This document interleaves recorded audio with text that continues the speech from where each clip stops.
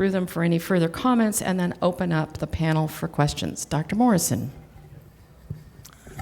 Thank you, Edna, and welcome everyone. When I was young, a long time ago, and starting to study astronomy, asteroids were called the vermin of the skies because they would make ugly streaks across otherwise beautiful deep sky photographs of galaxies and nebulae. And so no astronomer wanted their picture to be ruined by this ugly little rock passing in front. Our attitude has changed a great deal. What we are going to focus on here is near-Earth asteroids, the small ones whose orbits cross the orbit of the Earth, the orbit of Mars, and who share our part of space. Some people have described this as that Earth is living in a cosmic shooting gallery because these little guys, anywhere from several kilometers across down to just meters, will eventually either be ejected from the solar system gravitationally or crash into a planet, and the most likely planet is Earth. So when we look at any near-Earth asteroid, there's something like a 20% chance its ultimate fate will be collision with our planet. That interests us, especially if they're big enough to do serious damage. But there are many reasons that people now are increasingly interested in near-Earth asteroids. The first is simply that they're there. They are a significant part of our solar system, of our cosmic neighborhood. They are made of the same materials that were the building blocks of the Earth and other planets. So we can learn a lot about the origin and history of the solar system by looking at these small objects, including sending spacecraft for a really close look. They are a significant danger. Now, I don't want to exaggerate that. People sometimes used to call me Dr. Doom, and I've decided that wasn't a compliment. But the fact is that many of them will eventually collide with the Earth. And if you consider the larger ones, the ones more than 1 or 2 kilometers in diameter, they actually are the worst thing that we think could happen to our planet. They exceed the damage that could be done by the largest earthquakes or volcanic eruptions or hurricanes. The only thing that can even come close is the sort of super eruption of a volcano like Yellowstone that happens every million years or so. They also potentially could be valuable space resources. If we ever have a robust space economy and need materials in space, then there's the asteroids with everything, water, carbon, iron, almost anything you can imagine, relatively easy to grab. Whether that would ever be economically viable to pick up an asteroid and bring it to the Earth is questionable, but if you can use them in space and not have to haul things up through the deep energy hole that the Earth is in, then that could be important. We're not there yet, but someday we may well be. And then finally, we are now seriously considering sending humans to visit asteroids. President Obama, a little more than 2 years ago, stated as his space goal for human spaceflight, for manned spaceflight, to visit a near-Earth asteroid by 2025. How did this come about? Well, it partly is because the alternative of the moon, ironically, seems too expensive to get to. Because to land humans on the moon, you have to have a lander, you have to have a rover, a habitat, you have to have a return vehicle to come to Earth, and that seemed to exceed the budgets that NASA could expect. So asteroids are easier. You don't have to land, you don't have to have a rover. You go out there and visit and come back. And more to the point, they expand the envelope. We've been to the moon, and I hope we'll go back. But to go to the near-Earth asteroids means truly going into deep space, going to the point where the Earth and moon are just stars in the sky. And therefore, it is a stepping stone on the goal of human visits to Mars. I like that. They're rocks, and they're stepping stones to our future in space. Thank you. So my name is Frank Marchis. I'm a researcher here. I've been studying asteroids for like 15 years. So I'm not that young. Pull your mic a little closer. Okay. So what I wanted to say is that what I basically do in my research is to study the internal structure of asteroids. How we do that, well, we cannot go over there and take a sample yet, but we search for binaries. We search for asteroids which possess a moon. So imagine that this is an asteroid and we have another asteroid here. They come close to each other, they enter in each other's gravitational field, and they start rotating.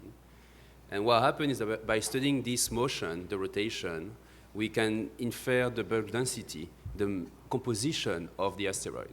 And in fact, that's the only way we can do that, except if we send a spacecraft over there. But sending a spacecraft to an asteroid is extremely expensive. So us, with our tiny 8-meter class telescope or our radar observation, we basically search for this asteroid with moon, and we derive the density. Something happened over the past 4 years, and that's an interesting development in the world of asteroids, that we now know that asteroids are not inert body, they're not dead body. They in fact evolve in a way that they give birth to other asteroids. They split in two, they shade materials, they change their shape as well due to the rotation, for instance, especially the small one, the NEA asteroid, the near asteroid that you mentioned, Dave. So now we know that 10 to 15% of asteroids are binaries, so we start having a better understanding of their composition. Recently we found out that most of the asteroids are in fact extremely porous. We don't know if they're made of fluffy material all around, or they have a core, very dense core, and fluffy around. And that's important because if you want to start mining an asteroid, you definitely need to know the composition of this asteroid. The future is bright for our field. It's bright because minor bodies are in fact the priority for most of the space agencies. Let's talk about the main one. NASA selected recently a New Frontier mission, one of these mid-class missions. It's called OSIRIS-REx, which is going to fly to a near-Earth asteroid called 1999 RQ-36, but we're going to change the name, don't worry. And this mission is going to go over there, fly around this asteroid, take a sample, and bring it back to Earth. The Japanese agency, the JAXA agency, selected recently the Hayabusa 2 mission, which is going to do basically the same in 2018, 2019. It's going to fly to any asteroid and also bring back a sample. And finally, the European also wants to have their space mission to an asteroid, but they're European, so they're ambitious. So the idea is to go not to one asteroid, but to go to a binary system. That's the mission called Marco Polo R, and they are going to visit the two components of the system, the two asteroids orbiting around each other, and grab a sample of one of them and bring it back to Earth. So this is the first step, as you say, the first step to a human exploration, and it's also a first step to asteroid mining. Because as I say, what we really want to know now is how we form this asteroid, their composition, and we want to be able to select the asteroid which is going to be interesting for us, for the next project, for our next adventure, and the next step in exploration, in exploring the solar system. Thank you.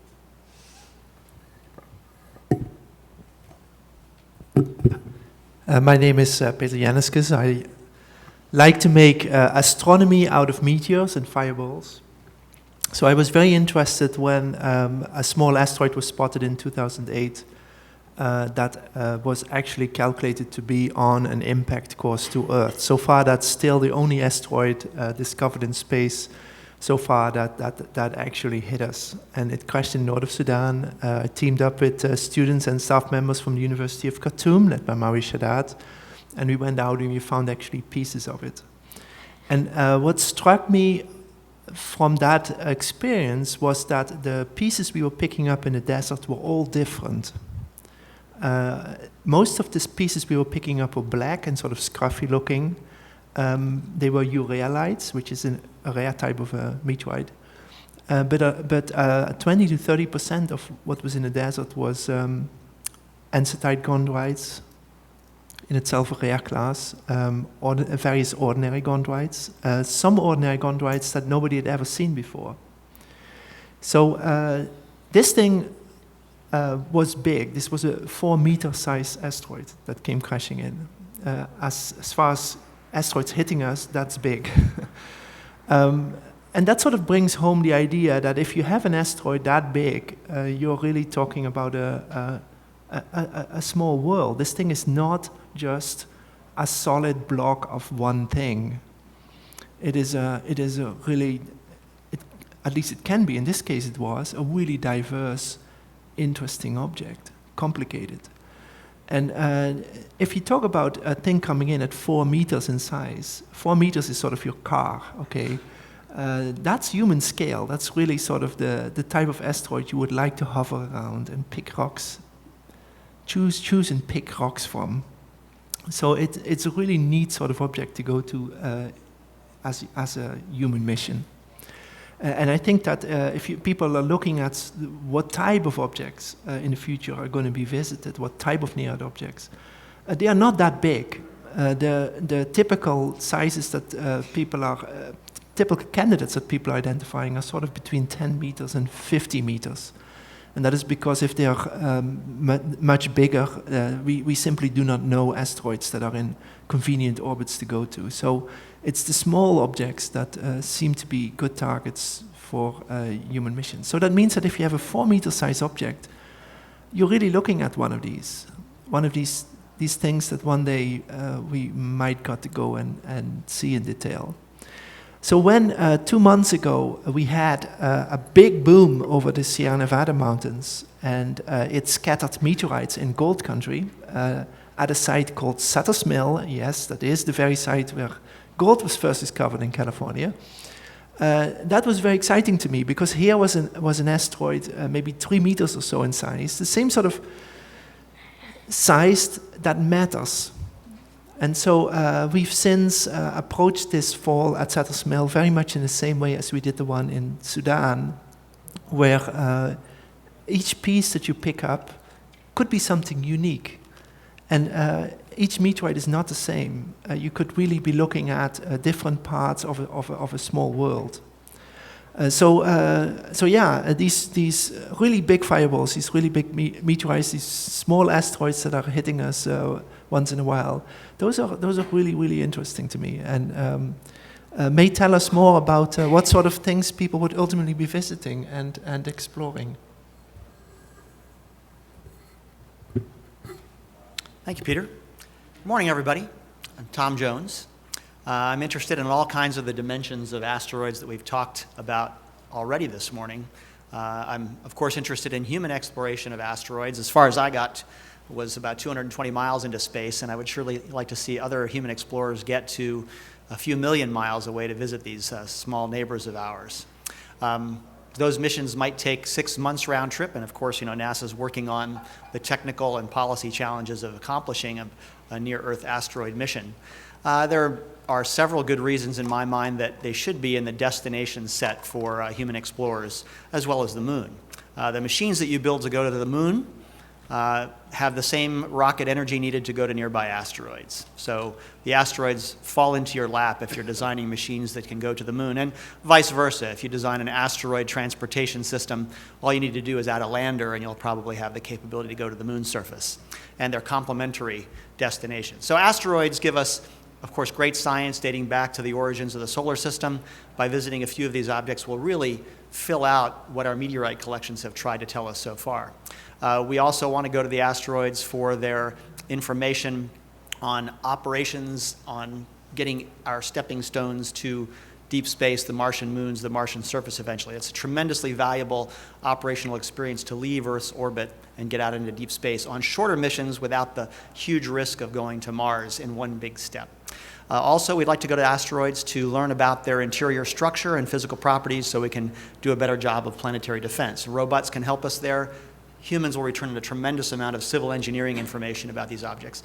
And finally, the resource potential is very exciting to me. Astronauts, I envision them setting up a series of boxes on the surface of an asteroid that will process asteroidal material and produce a variety of projects. The human crew should be bringing back test tubes of asteroidal water and other volatile elements and metals and so forth as test prospecting ventures on asteroids, and then turn all that information over to commercial mining concerns. I'm working with the planetary defense folks at the Association of Space Explorers, all the cosmonauts and astronauts around the world, at the United Nations to try to come up with a decision-making process by which the countries of the world can decide how to prevent a future rogue asteroid from striking the Earth. That's a very slow and tedious talking process at the UN, but it eventually might help us collaborate on deciding how to technically divert an asteroid, and that's an ongoing exercise I'm involved in, just as important as the technical or technology dimension. That planetary defense mission is always in the front pages these days. We've had the Sutter's Mill meteorite just yesterday. A 1 kilometer asteroid flew by at 20 lunar distances or so, examined by the Arecibo radar, and we found out that it was twice as big as we originally thought it was at discovery on June 10th, because we just didn't have a good estimate from its brightness as to how big it was. The radar gave us a very precise measurement, and fortunately it's not going to hit us in the next 750 years or so. So we're always discovering these new asteroids, and of course some of them are going to be potentially hazardous. And it strikes me that we need to increase our search capabilities to find the smaller asteroids that still have an unknown potential for striking us. And if you think about the event that caused the Tunguska explosion back in 1908, a 3 to 5 megaton explosion, the asteroid that caused that is 30 or 40 meters in diameter. Much below that, the atmosphere prevents them from striking the surface. But if they're a little bit bigger, they'll make it all the way to the ground. And there are about 500,000 objects like the asteroid that caused the Tunguska event, and we know less than 1% of that population. So we need to get out into space with a small telescope, very affordable, like the B612 Foundation is proposing, and NASA can collaborate on, and find the smaller populations of asteroids that can still do in an Earthbound terrestrial city. I want to share with you just very briefly the results of a very interesting study by the Keck Institute for Space Studies that was done this past year about nabbing a nearby asteroid and bringing it back to Earth-Moon space. And I was on the study team. We just talked about it this past week and this past month in Washington at the Global Space Exploration Conference. Here the idea is not to send humans on a 6-month or more round trip to an asteroid, but you send a robot, solar-powered spacecraft, ion engines, out to grab a boulder about the size of 7 meters across. You know, this would fill the half of the front end of this room. And a robotic spacecraft for over a 10-year mission costing about $2.5 billion, about the cost of a Mars rover, could go out and snare a 7-meter asteroid. It weighs about 500 tons, bring it back to a high orbit around the moon or to the L2 Lagrange point beyond the moon, and make it accessible to robot and human explorers in Earth-Moon space, thereby sort of jump-starting the whole process of astronauts going to nearby asteroids. You bring the asteroid to the explorers so that they can take little steps into the risk environment that they'll encounter when they go out into true deep space. So it's very exciting that we can see a very feasible, affordable mission over about 10 years, and we can get this asteroid into near Earth Moon space, near Earth and Moon space, and turn it over to commercial concerns for prospecting and mining, turn it over to the scientists with hundreds of kilograms of samples being brought back by Orion-carried explorers in the Earth-Moon system. That's a very exciting feasibility study that I think will get some more attention from NASA. And lastly, let me talk about this commercial mining idea. As you know, in April, the company Planetary Resources announced that they wanted to do asteroid mining. They're backed by a lot of Silicon Valley investors, and they're being very cagey about their plans. I just help them on the science side of things. The plan apparently is to develop in small steps increasingly more capable spacecraft that can eventually prospect and get up close to asteroids and return samples of what they're made of that might be commercially valuable. The biggest product, I think, would be water. There's not a big market yet for space resources, but the most obvious thing to extract from a carbonaceous type asteroid would be water. That makes up about 10 or 20% of those bodies. And at $20,000 a kilo or a liter, you're going to find that the space agencies of the world might be able to buy that product from you in the next 10 to 20 years to help lower the cost of overall exploration. And so, for example, that 7-meter, 500-ton asteroid that we talked about bringing back robotically, that might have something like 100 tons of water in that body available for extraction using solar energy and then selling it to local space agencies.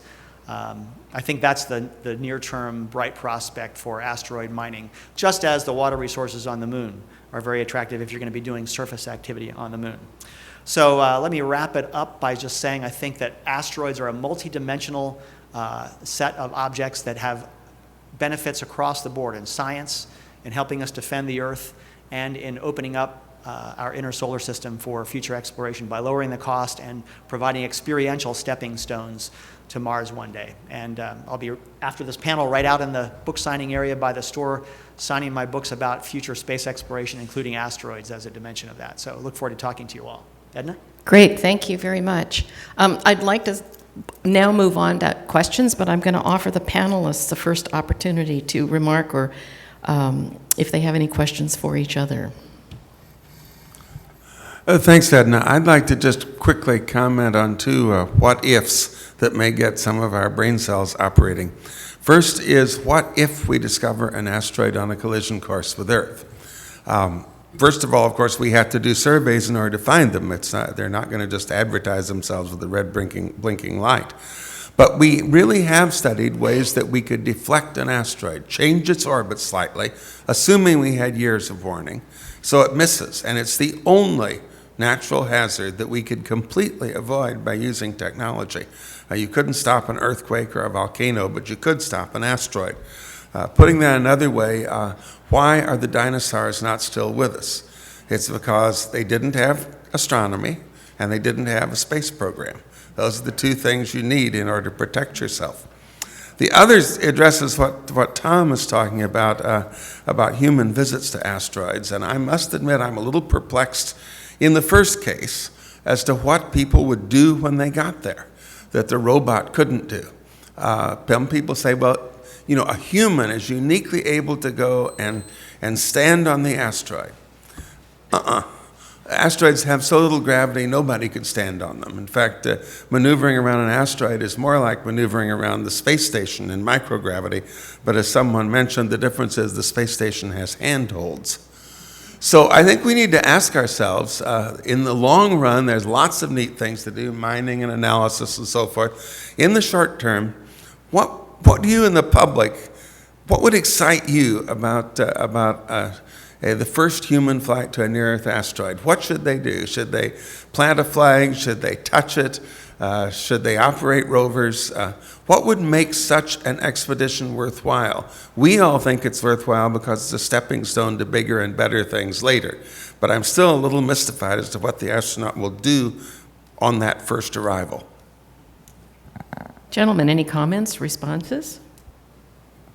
Oh, sure. I think it's wrong to focus strictly on asteroids as a destination for the United States human spaceflight program. I think that the right approach is to talk about getting the ability to go into deep space beyond the space station. That includes the moon.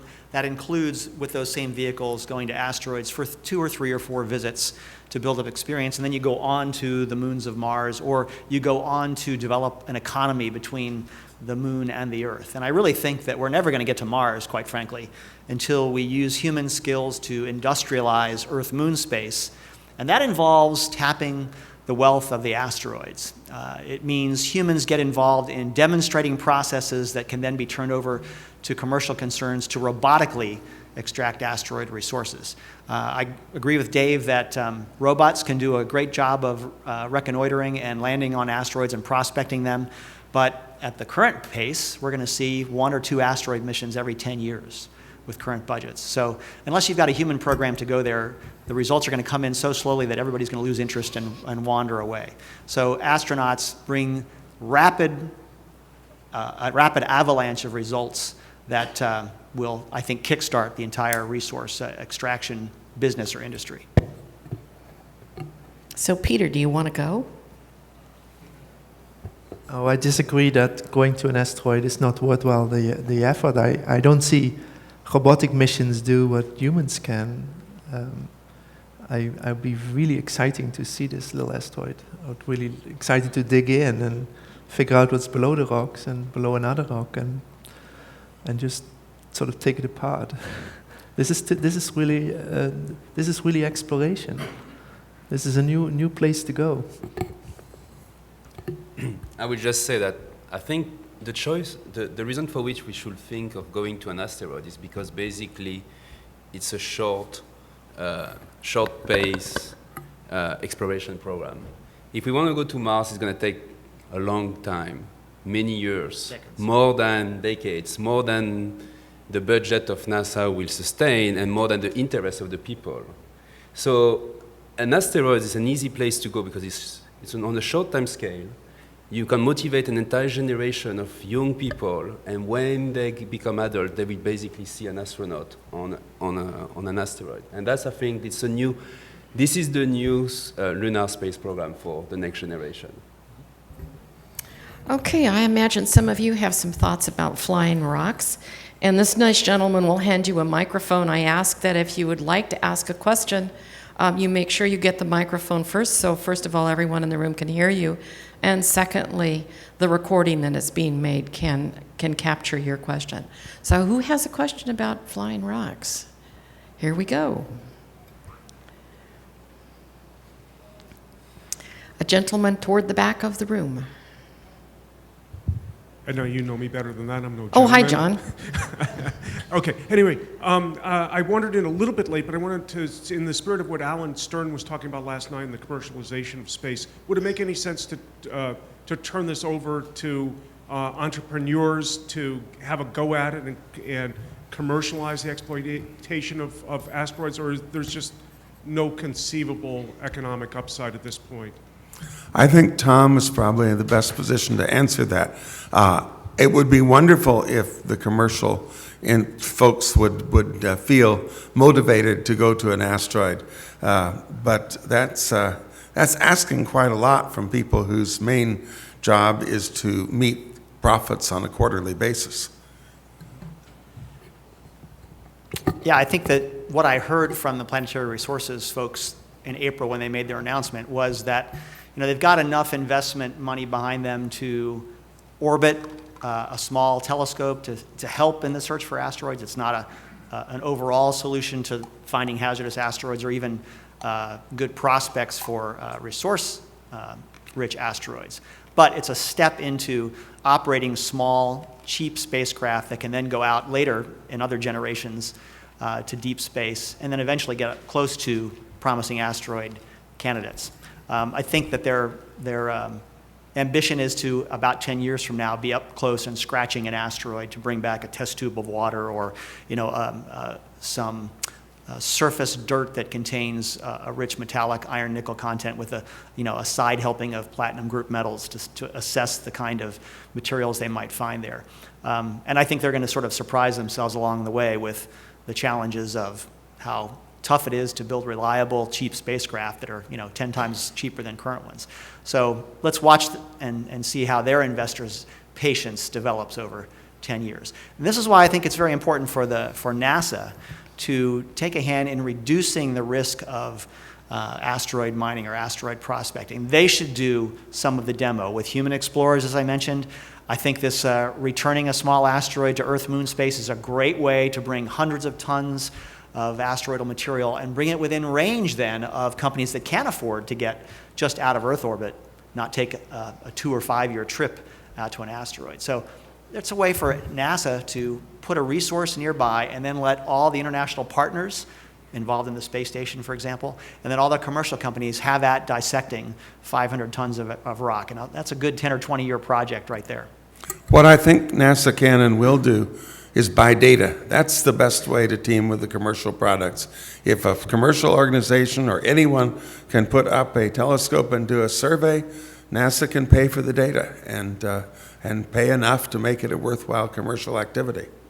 Yeah, I just would like to add that my fear with all these private companies is that I'm not sure they will have the patience to wait for the scientific part to be done, because if you want to mine an asteroid, you really need to select the best candidate, especially for the first one. And to select the best candidate, you will have to watch a lot of them, to search for a lot of them. I mean, we know like 1,000 of them right now in NEA population. We need to at least survey millions of them. For this, we are building from the ground large telescope like LSST. They are going to be capable of observing the entire sky every 2 days. and finding the faintest moving target up to magnitude 24, which is basically the size of 140 meters. But this will take time. It will take 10 years. Okay. Question? I saw a hand up down here someplace. Okay, he's rushing back to see Pascal Lee. Want to ask a question? That'd be amazing.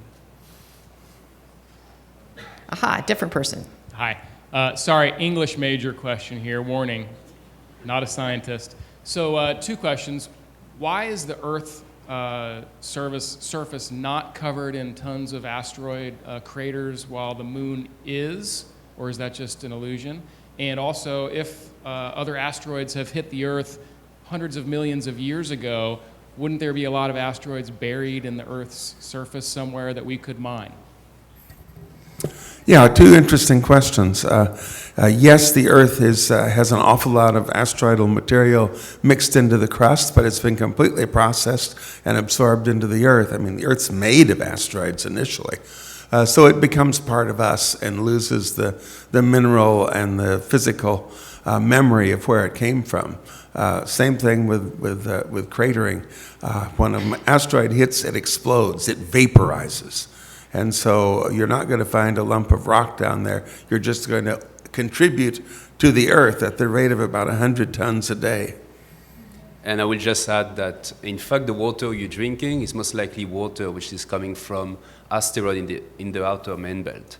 We know that because we measured what we call the DH ratio, and the DH ratio of the water on Earth is similar to the DH ratio of water in the outer part of the main belt. DH is deuterium dihydrogen. Thank you. And we don't see craters on the Earth. We've got 180 that we have found, but we don't see them in the density that the moon has because the Earth is a dynamic world with plate tectonics. The crust disappears into the mantle and gets recycled, so those craters get recycled and eroded away. But the moon is a great tape recorder for the bombardment process of the solar system. That's why we know that we're in a shooting gallery. Next question. Aha, Pascal Lee now. Hey, good morning. So first of all, I have a comment and a question. The comment is, well, I agree with every last person who spoke.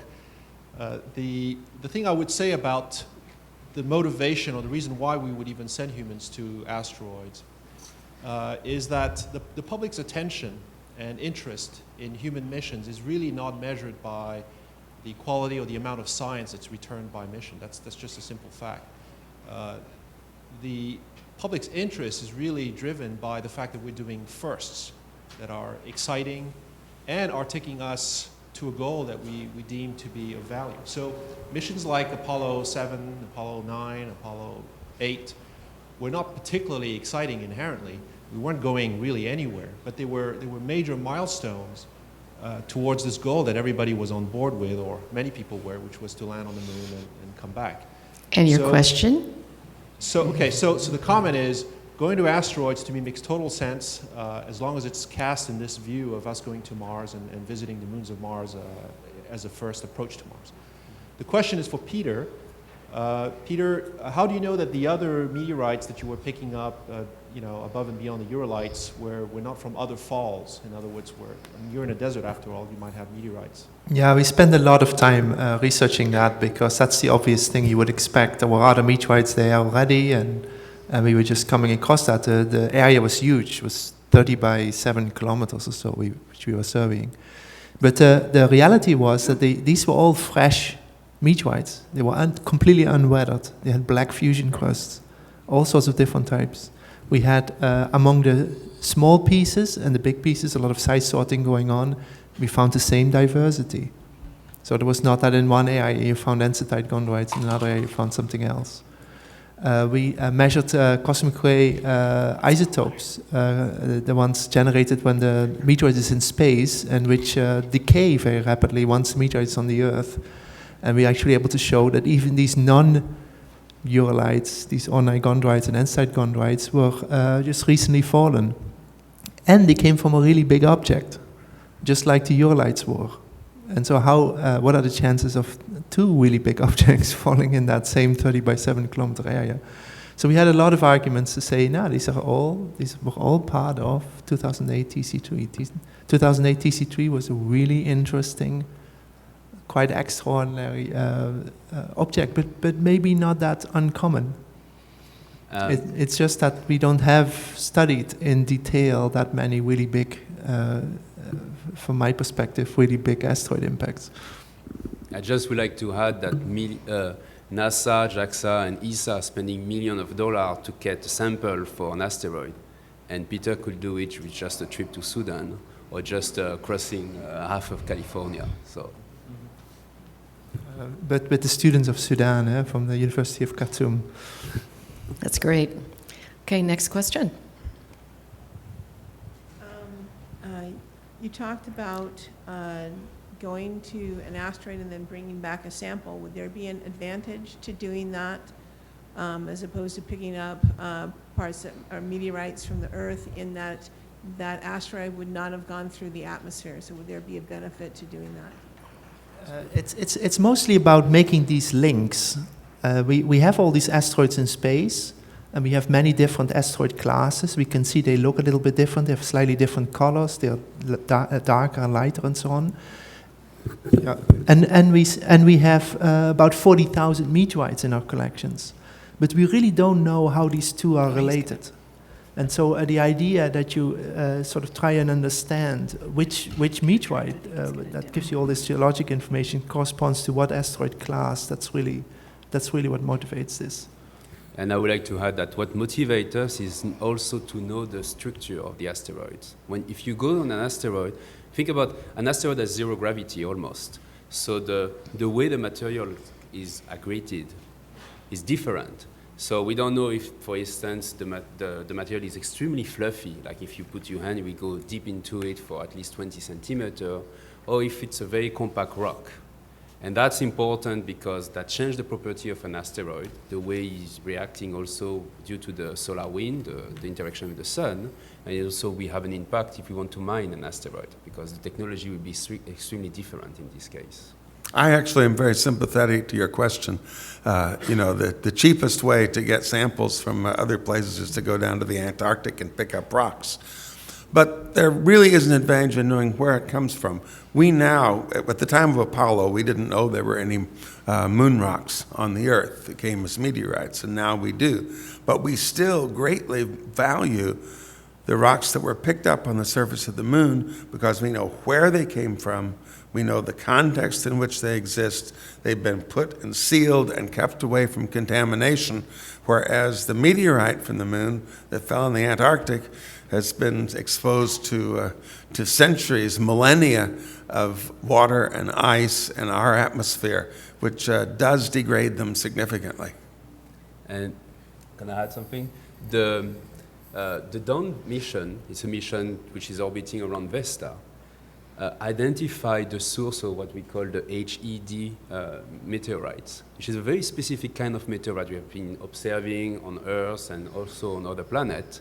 And basically, after visiting Vesta, Dawn has been capable to probe, to nail down where this kind of meteorites was coming from the south pole of Vesta. So that's the interest of exploring the body being close, because you see structures and you see that is not homogeneous, for instance. Okay, Andy. It's on? Good. So I think the panel has been way too peaceful, and I want to get back to something more scary.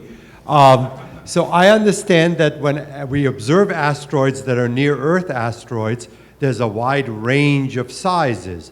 The really smallest ones burn up in our atmosphere. The really big ones have been cataloged by Spacewatch and other good projects.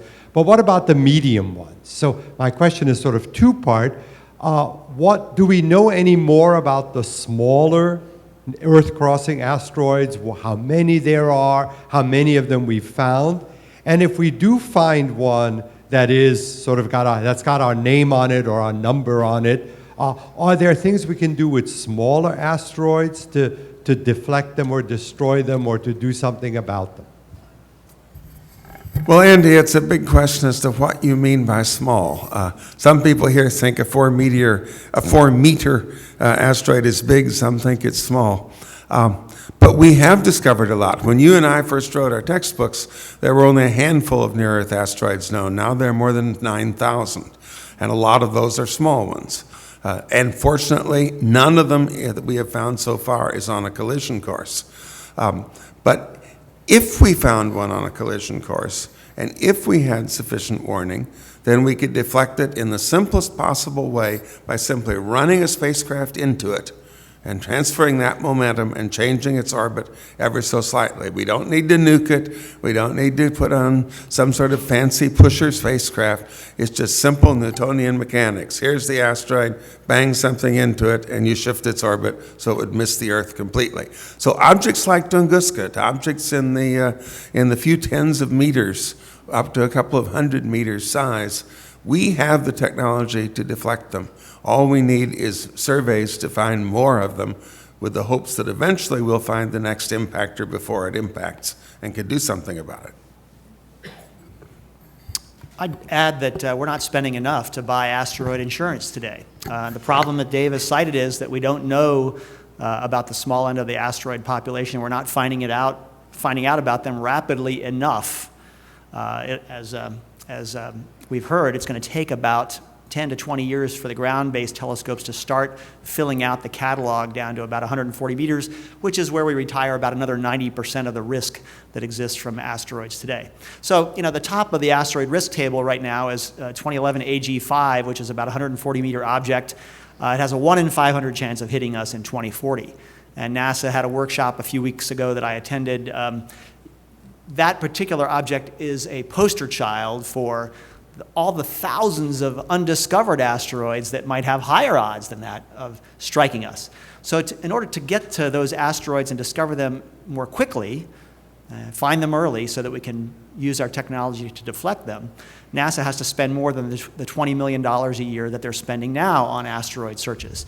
And the number that the panel that I served on came up with a couple of years ago and recommended to the NASA administrator is that he should spend about 1/60th of his budget annually, 1/60th, which is about $250 million or so, on asteroid searches and technology for deflection for about 10 years until we get the catalog filled out by flying a space telescope, and we do a demonstration mission to a nearby asteroid to show that we can knock it off course in the way that Dave described. So we've got to buy that insurance, and that can be an international bargain for all of our space partners to help us pay for that cost, but it's a public safety issue that we ought to be investing more in.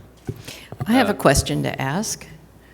I understand that the number of people who work full-time on this is less than the staff of your local McDonald's restaurant. Is that true, or are there more people working on asteroids now in terms of being concerned about the near-Earth asteroids and finding them and working on deflecting them? Well, coming back from the ACM conference, which is the major conference in this field, and there was only 900 scientists, so it was a very small conference compared to any other conference, such as in cosmology. I'm comparing astronomy with planetary science with small solar system bodies. So in fact, small solar system body astronomers are very small, a very small community. If EDNA is as I think, focusing just on those scientists and engineers who are working on discovering the near-Earth asteroids and thinking about the deflection, it's gone up from 1 shift at a McDonald's to about 3. But there are certainly more people in this room now than the full-time equivalent number of scientists and engineers who are actively working on planetary defense. Not the science, there are more scientists, but on the planetary defense. It's a very thin line of people standing between you and Armageddon, if I can use that awful word.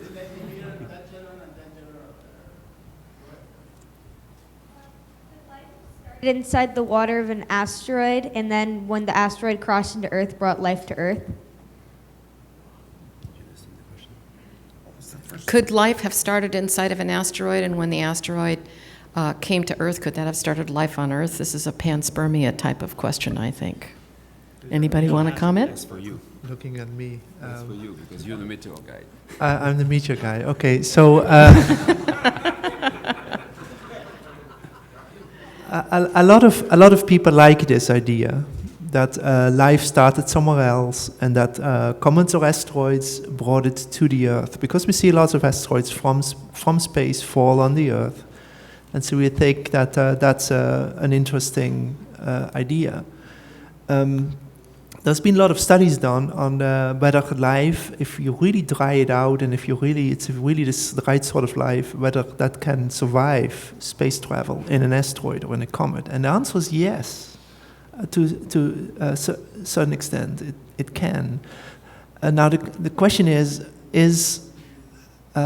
this possible, or is this a reasonable idea or an appealing idea? And the problem with the idea is that if you have it come in from somewhere else, it still has to form somewhere else.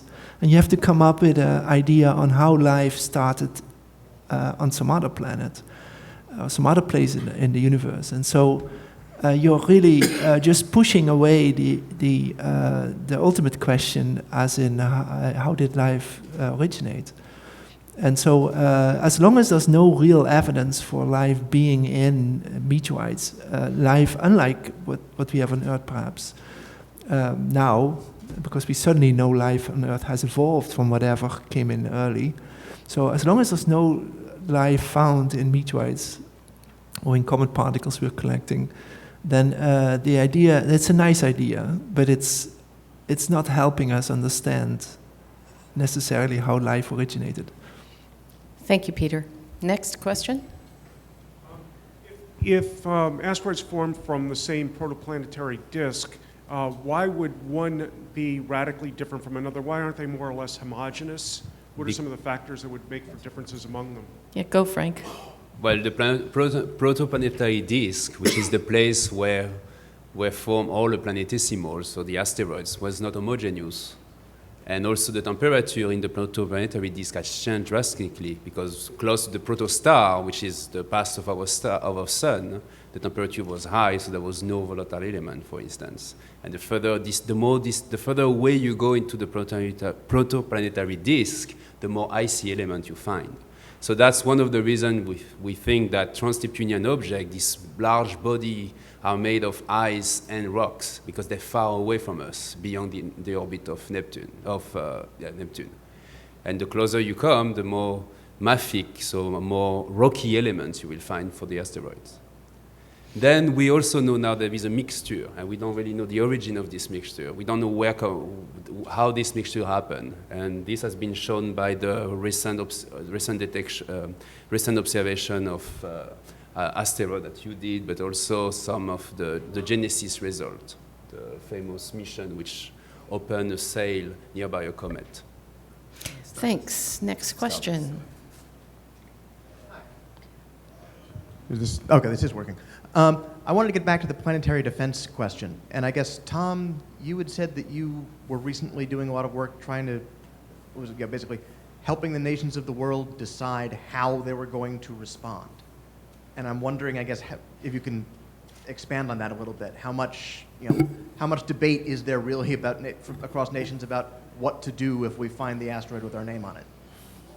Well, the good news is that at the United Nations Committee on the Peaceful Uses of Outer Space, which meets a couple of times a year in Vienna, Austria, there is a standing panel underneath that committee that deals with decision-making for hazardous asteroids, recognizing that this is a natural disaster that's a global problem, and that we can work together to pool our resources and ideas and experience to prevent it from happening. So that's good. But of course, it's at the United Nations where things happen very slowly. And we can all think of examples of how the United Nations takes forever to not do anything. But there are precedents at the UN dealing with space debris, dealing with natural disasters and supplying relief aid around the world after a catastrophe. So there is precedent for the UN providing a mechanism for coming together and solving a joint problem. And why it's a joint problem? Well, because asteroid impacts occur all over the world. And if one is coming to hit Santa Clara, the technology involved in knocking it off that trajectory and making it miss its appointment with Earth will involve changing the impact point from Santa Clara through San Francisco, through Tokyo, and Beijing, and then off the edge of the Earth entirely. So you're not going to be able to get unilateral action on a problem where you shift the aim point across the globe and get everybody to say, oh, sure, go ahead. It's going to involve international collaboration and approval.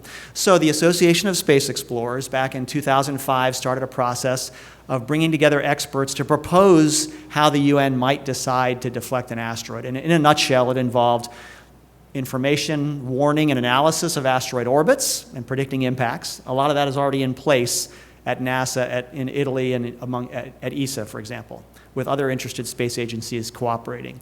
Then there's the mission planning, or how you plan to deflect an asteroid. The space agencies led by NASA and ESA are just now starting to talk about rules of engagement, about how they can bring their planners together to construct a scenario or a reference mission for a deflection campaign. So that's a good step that they're just getting to this year. And then next year at the UN, we hope to see the committee agree on, the Committee on the Peaceful Uses of Outer Space, based on suggestions from this working group, to come together to talk about approval and oversight of an international deflection campaign. Again, this would be probably led by the space agencies with participation by the members of that committee at the UN who are interested in this problem. And then that would lead to sharing of resources to do a deflection demo led by the space agencies, and then have a book on the shelf to refer to when we actually find an asteroid that's threatening us. So this is exactly analogous to what you do in mission control in Houston or Moscow when there's a problem on the space station. You take down the flight rules that say, problem with the hydraulic system. Refer to the information that we've already worked through here together, and here's the procedure that you execute. You don't have to have a committee convene and start from square zero to do this analysis. You've actually worked through the problem in a general way, and then you can implement a plan that's already on the shelf. And that kind of flight rule approach to advanced planning is the key to responding when we find an asteroid coming towards us. So I'm encouraged. It's just not taking, it's taking more time than I thought it would originally, but I'm encouraged that internationally we can arrive at this decision-making process that endorsed by the UN that will have buy-in from the space agencies who will implement this process, and then we can share resources as well. Great, thank you. Now, is there another question in the back? Turn the switch on. Let's leave that microphone on. Can you hear me? Okay. Just two things. One is a comment and question for Tom. This is the comment you mentioned 2011 AG5. By reassurance everybody with about 95% confidence, we'll rule out that impact towards September or October, so don't worry about that one. Other question was for the retrieval mission stuff, which I'd asked you before. How many potential targets do you want us to find? I hope we don't have to find all 500,000 of the objects. Is it okay if we find 10% of them or 1% of them? Well, I liked your answer in the study, which is Michael proposed that existing ground-based systems, if they're properly focused on finding potential targets for an asteroid retrieval mission, could find about 5 asteroids per year, I think is the number, of the right type, in the right orbit, of the right spin, that this robotic spacecraft, only about 18 tons, could go out and snare an asteroid. So if we have about 5 years to plan the mission, we might have 25 or 30 targets or 20 targets that NASA or its partners could choose from, and then send this spacecraft to. And that is the key to making a mission like this feasible, is identifying the targets. So we'd like to see more resources put towards the search for smaller objects using ground-based facilities, and if we can do it from space more efficiently, let's put the resources there. Early implementation of a catalog-filling asteroid search mission is the key to a lot of activities for planetary defense, for human exploration, and for commercial asteroid mining. And I'd like to invite the other panelists if they have any other closing comments you want to make from this panel, anything you want to wrap up. You're all looking at each other. David does. Yeah, I always have something to add. The way we're doing the searches for these asteroids now, and you have to search whether you're worrying about defense or resources or whatever, is the professionals operate the very high-tech telescopes that initially find the objects. And amateur astronomers are doing the follow-up. The amateurs are the ones that measure the position night after night so that we can actually calculate an orbit. And all of this is done with very rapid turnaround. The objects are discovered. By the next afternoon, the data are posted. The amateurs who have the right telescopes and the right ambition and time will go out and follow up. If any of you know any amateurs who are looking for a way to save the world, then they can help with asteroid orbit determination. And I'm sure Peter would say the same thing about the search for meteors and meteorites. We need everybody's help. I will say in the same kind of story of how can you save the world? Well, you can save the world by making sure that NASA fund big projects that appear to be crazy, but in fact at the end in 20 years will be something we'll be using commonly, like large 30, 40 meter size telescopes I mentioned yesterday. Also this 8-meter class telescope, which is going to be monitoring the sky continuously from Chile on the top of Cerro Pachón. This LSST is, I think, the next big target in astronomy, and it will have a significant impact in monitoring and finding the small asteroid that we will need soon, we will explore soon, but we will also mine. I really like this fact that 10, 20 years ago, people were only talking about things bigger than a kilometer. 10 years before that, people were not talking about asteroids at all because they were just some leftovers from planets formation. So things have come down, and now it's really exciting to see that there is an interest in 7-meter-sized asteroids, because those are the things we could go and bring into the Earth-Moon system and be interesting to study. So now we're talking about really small asteroids. So maybe there's the future. Small asteroids, they're very small, so they don't reflect a lot of sunlight. They're normally faint if they're far away from Earth, but if they're really close, they actually are fairly bright. You could set up surveys for them. Amateurs could do that, looking for plus 14, 15, 16 magnitude objects that are really close to Earth's orbit, and survey the whole sky every night, and really be able to find these and track these, and maybe we get another TC3, something hitting us that we can sample on the ground. So I see a very exciting future here. Thank you. Any final words, Tom? Okay, that's great. I want to thank you for being here at Asteroids. Junk piles are resources for the future. And then Pascal Lee, would you stand up for a second?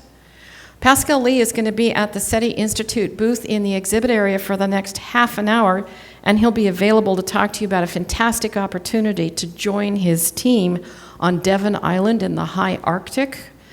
Devon Island is one of the nearest analogs for Mars on Earth.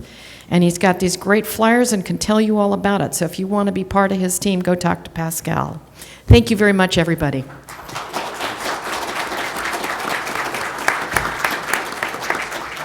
And thank you, panelists. And thank you, Edna. Thank you. You're welcome. Thank you. You did a great job. Oh, and thank you to our runner with the mic. I wanted to know. Can't wait to read the results. Wow.